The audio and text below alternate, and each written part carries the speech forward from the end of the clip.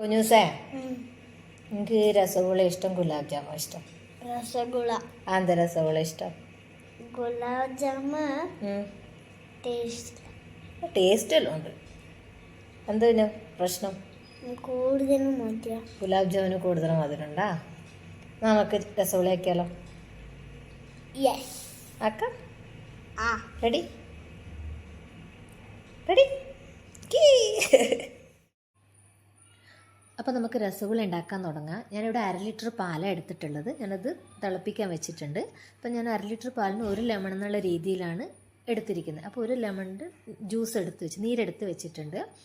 അപ്പോൾ ഇപ്പോൾ ഞാൻ ഈ ബോയിൽ ചെയ്യാൻ വെച്ച പാൽ ഏകദേശം അതൊന്ന് തിളച്ച് വരുന്നുണ്ട്. കൂടുതലായിട്ട് തിളച്ചിട്ടില്ല. അതിൻ്റെ സൈഡിലൊക്കെ ബബിൾ വന്നു തുടങ്ങി.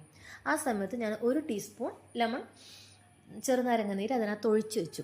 കാരണം ഒരുമിച്ചിട്ട് ഒഴിക്കരുത്, കുറച്ചായിട്ട് വേണം ഒഴിക്കാൻ. അപ്പോൾ ആദ്യം 1 ടീസ്പൂൺ ഒഴിച്ചപ്പോൾ തന്നെ ഏകദേശം അത് പിരിഞ്ഞ് വരാൻ തുടങ്ങിയിട്ടുണ്ട്. അപ്പോൾ നമ്മൾ ജസ്റ്റ് ഒന്ന് ഇളക്കി കൊടുക്കാൻ, സൈഡിലൊക്കെ ഇങ്ങനെ പറ്റി പിടിച്ചിട്ടുണ്ടെങ്കിൽ അതൊക്കെ ഒന്ന് തട്ടി അതിനകത്ത് തന്നെ ഇട്ട് കൊടുക്കാം. അതിനുശേഷം നെക്സ്റ്റ് ടീസ്പൂണും കൂടെ ഒഴിച്ചു കൊടുക്കാം. അപ്പോൾ നമുക്ക് ശരിക്കും കാണാൻ പറ്റും, മൊത്തത്തിൽ അങ്ങോട്ട് പിരിഞ്ഞ് വരുന്ന കാണാം.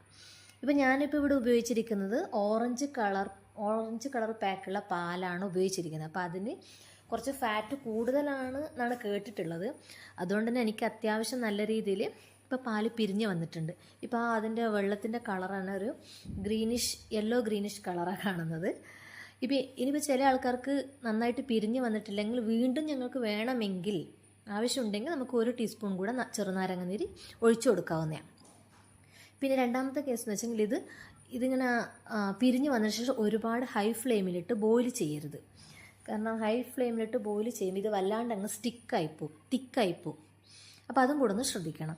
അതിനുശേഷം ഞാനിതൊരു വൈറ്റ് തുണി ഉള്ളത് കൊണ്ട് ഞാൻ അതിനകത്ത് അരിച്ചെടുത്തു. വൈറ്റ് തുണി ഉപയോഗിക്കുന്നില്ലെങ്കിൽ സീനൊന്നുമില്ല, നമുക്ക് നോർമൽ അരിപ്പ വെച്ച് അരിച്ചെടുക്കാം. ഞാൻ നോർമൽ വാട്ടർ വെച്ചതൊന്ന് വാഷ് ചെയ്യുന്നുണ്ട്. എന്ന് വെച്ചാൽ ചെറുനാരങ്ങ നീര് ഉപയോഗിച്ചതുകൊണ്ട് ഒരു പുളിപ്പ് ഫീൽ ചെയ്യും. അപ്പോൾ അത് ഒഴിവാകാൻ വേണ്ടിയിട്ട് ഞാൻ സാധാരണ ഒരു വെള്ളത്തിൽ കഴുകിയിട്ട് എടുത്തു വെച്ചു. ഇപ്പോൾ ഇത് മൊത്തത്തിലൊന്ന് ഡ്രൈ ആയിട്ടുണ്ട്. എന്നിട്ട് ഇത് ഞാനൊരു പ്ലേറ്റിൽ, അത്യാവശ്യം ഒരു വലിപ്പമുള്ള പ്ലേറ്റിൽ തട്ടിക്കൊടുത്തു. മാക്സിമം നല്ല വലിപ്പമുള്ള പ്ലേറ്റ് എടുക്കുന്നതായിരിക്കും നല്ലത്. എൻ്റെ കയ്യിലുള്ള മാക്സിമം വലിപ്പമുള്ള പ്ലേറ്റ് ഇതാണ്. അതുകൊണ്ട് ഞാൻ ഇതിനകത്ത് എടുത്തിട്ടു. അതിനുശേഷം ഇത് നമ്മുടെ കൈ വെച്ചിട്ട് നന്നായിട്ട് ഇതങ്ങോട്ട് ഉടക്കുക. നന്നായിട്ട് ഉടച്ചിട്ട് ഇതിന് നല്ല സ്മൂത്ത് പരുവത്തിൽ ഉണ്ടാക്കിയെടുക്കുക. നന്നായിട്ട് ഉടക്കണം, നമ്മൾ കൈ വെച്ച് തന്നെ ഉടക്കണം.